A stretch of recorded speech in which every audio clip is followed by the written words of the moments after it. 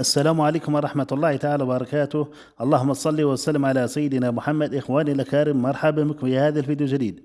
ها هي السيارات لعلامة جيلي تحضر نفسها للدخول في المنافسة في السوق الجزائرية من حيث الجودة والأسعار، حيث أكد وزير الصناعة على ضرورة الإسراع في إطلاق علامة جيلي قبل نهاية شهر نوفمبر للدخول للسوق الجزائري بقوة.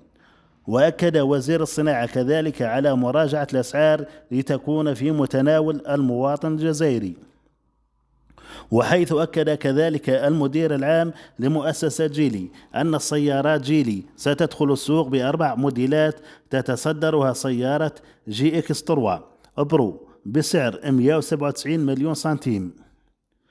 وفي الأخير نقول الحمد لله، بدأت العلامات تدخل السوق الجزائرية بسعر تنافسي فيما بينها.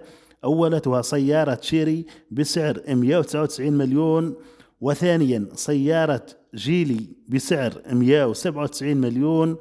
وإن شاء الله في بحر هذا الأسبوع أو الأسبوع المقبل سنعرف دخول علامة أوبل الألمانية كذلك، وإن شاء الله كذلك تكون في متناول الجميع، وإن شاء الله ربي يفرح الجميع ويرزق الجميع.